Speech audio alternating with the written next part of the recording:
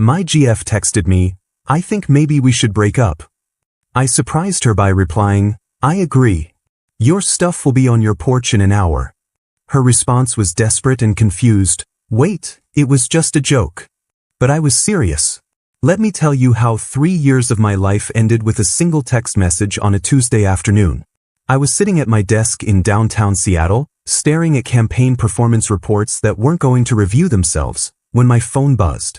"Alexis." The message was short and to the point. "Ryan, I think we should break up. This isn't working anymore." Most guys would probably feel their stomach drop, maybe panic, start frantically calling or texting back. But here's the thing. I felt relief. Pure, clean relief washing over me like I just set down a weight I'd been carrying for months. See, this wasn't the first time Alexis had pulled this move. This was her specialty, her go-to-play when she didn't get her way, and I'd watched her perfect it over the past year. Last month it was because I couldn't take a random Wednesday off work to go to her friend Rachel's rooftop party. "You never prioritize us," she'd said, then hit me with the classic, "maybe we're not right for each other" line.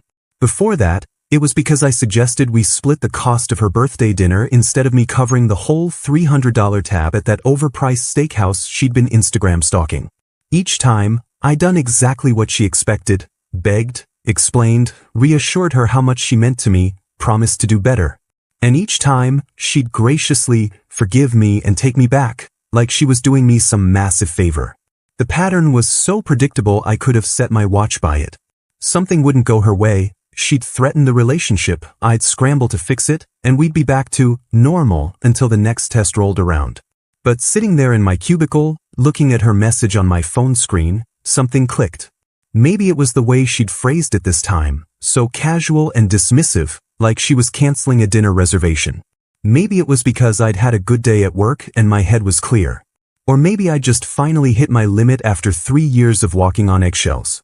Instead of panicking, I typed back the most honest response I'd given her in months. "I agree. Your stuff will be on your porch in an hour." Then I hit send before I could talk myself out of it. The response was immediate. My phone started buzzing like an angry wasp. "Wait, what?" Followed by, "Ryan, that's not what I meant," followed by 3 crying emojis and, "Can we talk about this please?" The messages kept coming, one after another, and I could practically see her face changing from smug confidence to genuine panic. I was just frustrated, I didn't mean it like that. Then came the kicker. "I was testing you to see if you'd fight for us." There was. The truth she'd never actually admitted before, laid out in black and white on my phone screen. She'd been testing me. All those fights, all those threats, all those times I'd bent myself into knots trying to prove my love, they were tests. Experiments to see how far she could push me, how much control she really had. And the worst part? I'd been passing them. Every single time, I'd given her exactly the reaction she wanted, the validation that she could manipulate my emotions with a few carefully chosen words. But not this time. This time, I'd called her bluff, and she was scrambling. I closed my laptop, told my supervisor I had a family emergency, and drove home to my Capitol Hill apartment. Alexis had been gradually moving her stuff into my place over the past year and a half. Nothing official, mind you, just little things here and there that somehow turned into half my closet and most of my bathroom counter space. As I started gathering her belongings, I realized just how much of my own space I'd given up without even noticing. Her skincare routine alone took up 2 entire shelves. And don't get me started on the 19 different hair products cluttering my shower. Every item I packed felt like reclaiming a piece of myself. The decorative pillows that made my couch uncomfortable. The scented candles I was allergic to but never complained about. The stack of self-help books about conscious relationships that she'd bought but never read.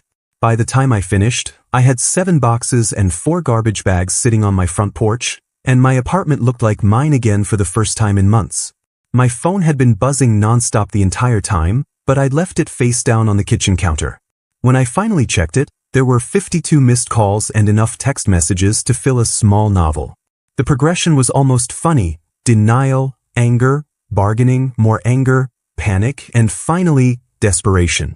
"Please just talk to me," the last message read. "We can work this out. I love you." But I was done working things out. I was done being tested. I was done with a relationship where my partner's first instinct was to threaten to leave every time life got a little complicated. So I turned off my phone, ordered Chinese takeout, and settled in to watch Netflix on my own couch, surrounded by my own pillows, in my own space. For the first time in 3 years, I felt like I could breathe. What I didn't expect was how quickly things would spiral completely out of control. The next morning, I woke up feeling lighter than I had in months, but that peace lasted exactly until I checked my phone and saw the aftermath of my decision. 52 missed calls. 52. I scrolled through the call log and watched the timestamps. She called every few minutes from 11 p.m. until 3 in the morning, then started up again at 6 a.m. The text messages were worse. A complete emotional roller coaster spanning 7 hours, from "I can't believe you'd do this to me," to "Please baby, let's just talk," to "You're making a huge mistake," and back around again. But I'd made my choice and I was sticking to it. I had work to get to and a life to reclaim. Around 10 a.m., I heard a car door slam outside my Capitol Hill apartment, followed by the unmistakable sound of someone stomping up my front steps. I looked out the window and there she was, Alexis, standing on my porch next to the 7 boxes and 4 garbage bags I'd packed the night before. Her mascara was already running down her cheeks, and she was wearing the same clothes from yesterday, which told me she probably hadn't slept at all. She started pounding on my door like the building was on fire. Ryan, I know you're in there. We need to talk." I stayed put on my couch. I'd learned enough about manipulation tactics over the past 3 years to know that opening that door would be like stepping into quicksand. The pounding continued for about 5 minutes before I heard her trying the doorknob, then rattling it when she realized it was locked. "This is ridiculous," she shouted. "You can't just ignore me." Then came the sound I wasn't expecting, a loud crash against my door. She'd picked up one of the boxes and hurled it against the door hard enough that I could hear things breaking inside. That's when I knew this wasn't going to be a normal breakup conversation. Things got really interesting when she pulled out her phone and called her mother on speakerphone, right there on my porch. "Mom, you need to talk to Ryan," she said, loud enough for half the neighborhood to hear. "He's being completely unreasonable. He won't even let me explain." I could hear her mother's voice through the door, sounding tired and exasperated. "Alexis, honey, what exactly happened? You were so upset last night you could barely form complete sentences." And that's when Alexis made the mistake that would change everything. I told him we should break up because I was frustrated, and instead of fighting for our relationship, he just agreed. I was testing him. I wanted to see if he'd fight for us, and he just gave up. The silence that followed was deafening. Even through the door, I could feel the weight of that pause. When her mother finally spoke, her voice had completely changed. "You were testing him? Alexis, you told him you wanted to break up, and when he respected your decision, you're angry at him for that. It wasn't supposed to be real." Alexis protested. "It was supposed to make him realize how much he needs me." "Sweetie," her mother said, and I could hear the disappointment seeping through the phone. "That's not how healthy relationships work. If you wanted to talk about your problems, you should have talked about your problems. You don't threaten to leave someone as a test." There was more back and forth, but the damage was done. By the time Alexis hung up, her own mother had essentially taken my side, telling her to come home and think about what she'd done.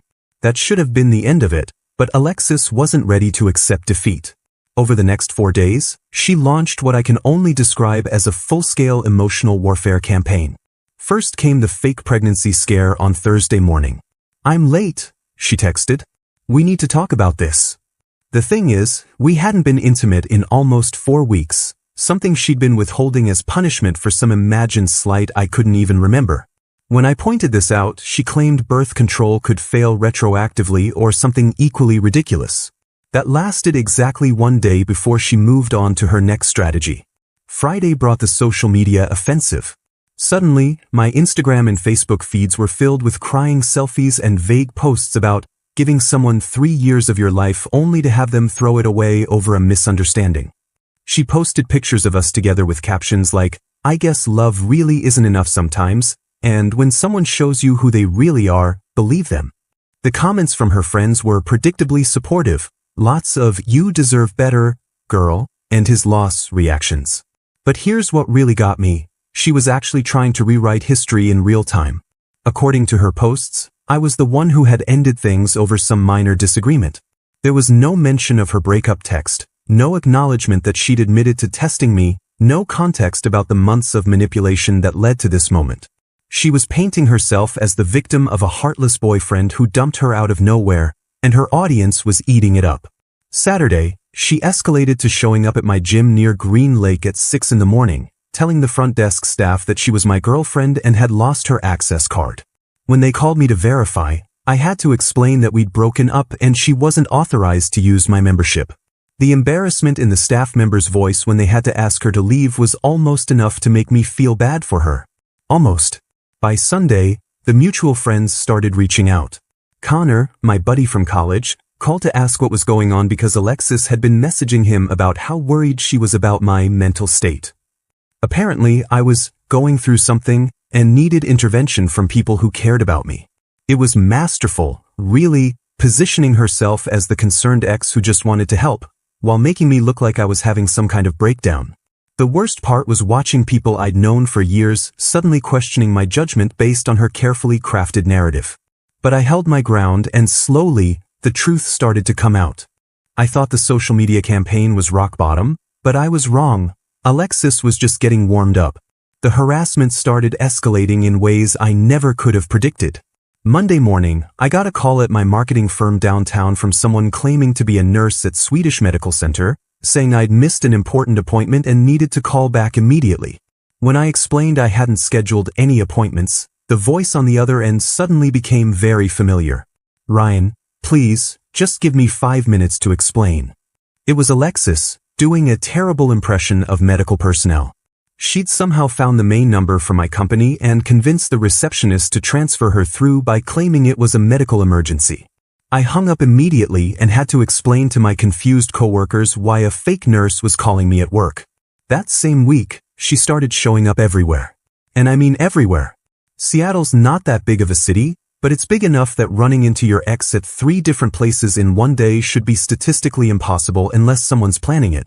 She'd appear at the coffee shop near my office during my lunch break, lurking at a corner table with her laptop open, pretending to work. She'd be at the grocery store I always went to on Thursday nights, conveniently shopping for cereal in the same aisle I needed. When Connor and I went to our usual trivia night at a bar in Fremont, there she was with Rachel and 2 other friends, sitting at a table with a perfect view of our booth. Each time, she'd make a point of looking heartbroken and tragic, like she was bravely carrying on despite her devastating loss.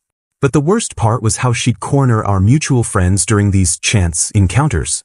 I watched her perfect her victim story over the course of several weeks, each retelling more dramatic than the last. According to Alexis version 2.0, I'd broken up with her via text message out of the blue. Version 3.0 had me screaming at her and throwing her belongings into the street. By version 4.0, I was apparently emotionally abusive and she was lucky to have escaped. She was rewriting our entire 3-year relationship in real time, and because she got to these people first, some of them actually believed her. The breaking point came when she recruited professional help.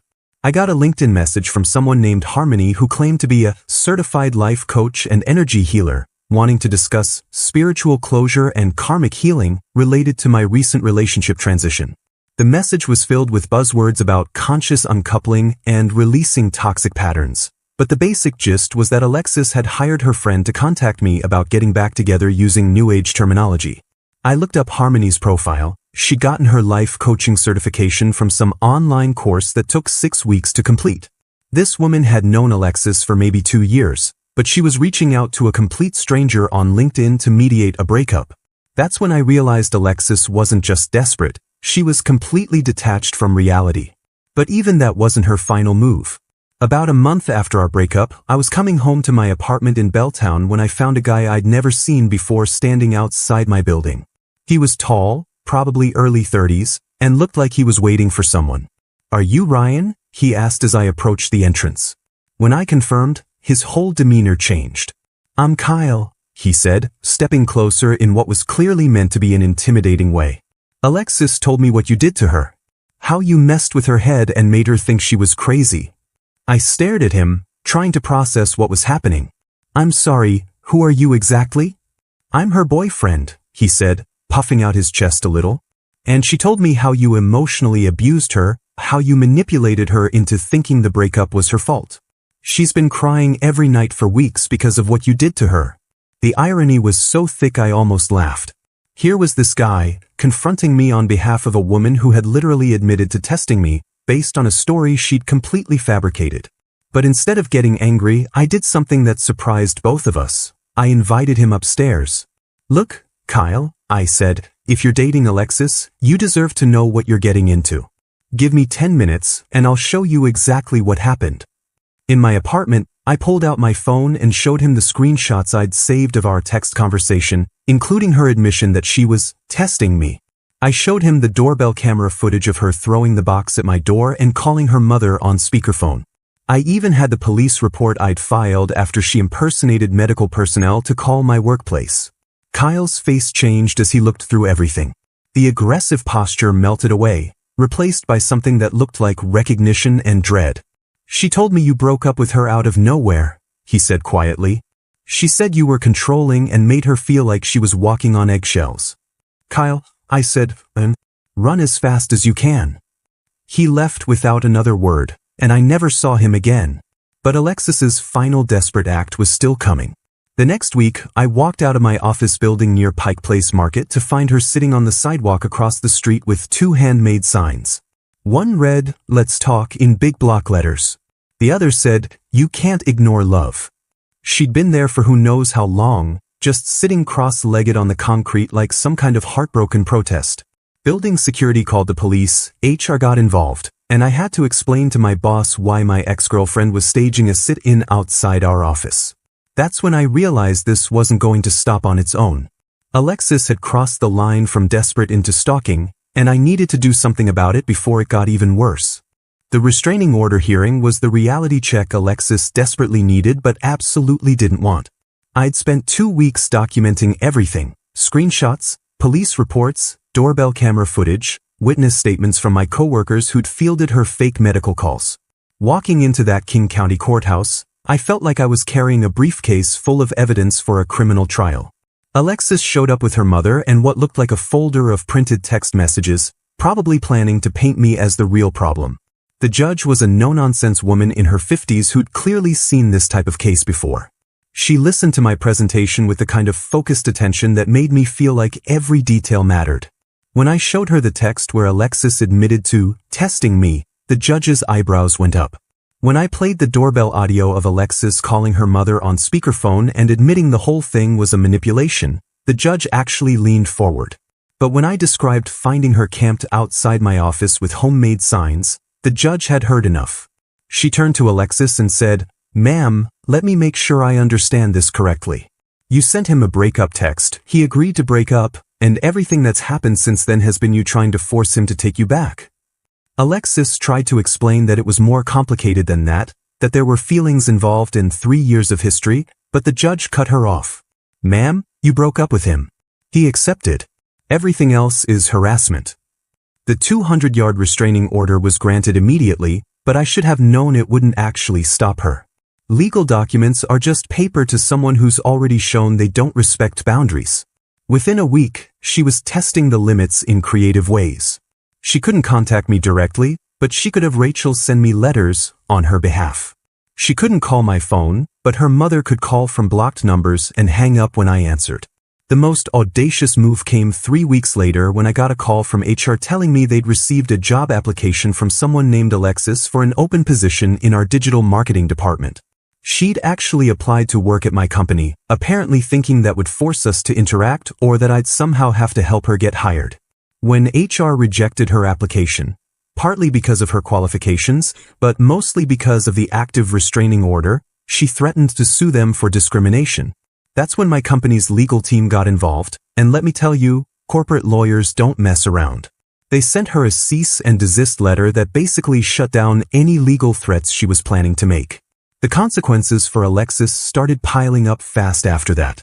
The restraining order was public record, which meant the full story finally came out among our mutual friends. People who'd been sympathetic to her victim narrative suddenly had access to court documents that showed exactly what had happened. Rachel, who'd been letting Alexis crash on her couch for 2 months, finally kicked her out when she realized the extent of the stalking behavior. Connor told me later that half their friend group had been uncomfortable with Alexis's version of events but hadn't wanted to get involved in relationship drama. Once they saw the police reports and court filings, the support network she'd been counting on evaporated almost overnight. She lost her job as a social media manager after missing 3 days of work following the court hearing. Apparently, she was too upset to function and just stopped showing up. Her parents made her pay rent to live in their house in Tacoma, and the judge ordered her to attend therapy as a condition of the restraining order. 8 months later, I barely recognize my life, and I mean that in the best possible way. I moved to a better apartment in Queen and with actual counter space and windows that get morning sunlight. I got promoted to senior marketing coordinator after landing a major client campaign that I probably wouldn't have had the mental bandwidth to handle while dealing with Alexis's drama. I replaced all her decorative nonsense with things I actually like. A decent sound system, artwork that doesn't make me cringe, furniture that's comfortable instead of just photogenic. The apartment feels like mine again, like a space where I can actually relax instead of walking through a minefield of potential relationship conflicts. The strangest closure came last month when I ran into Alexis's mother at the Whole Foods in Capitol Hill. I almost didn't recognize her at first, but she spotted me and walked over with this expression that was half embarrassment, half relief. "Ryan," she said, "I owe you an apology. I should have seen what my daughter was doing and said something sooner." We talked for about 10 minutes in the produce section, and she filled me in on the aftermath I hadn't heard about. Alexis was dating someone new, apparently, a guy she'd met on a dating app who actually enjoyed the drama and mind games. They break up and get back together every few weeks, her mother said with visible exhaustion. He thinks it's passion. I think they deserve each other. She apologized again before we parted ways, and I could see the genuine regret in her eyes. You were good to her, Ryan. Better than she deserved, and definitely better than she appreciated. Walking back to my car that day, I realized I felt nothing but gratitude for how everything had played out. Not gratitude for the harassment or the legal complications, but for the clarity it had given me. Alexis had done me a favor with that breakup text, even if she hadn't meant to. She'd shown me exactly who she was and exactly what our relationship had become, and she'd forced me to finally stand up for myself in a way I'd never done before. Sometimes the worst thing that happens to you turns out to be the best thing that could have happened. I'm living proof of that.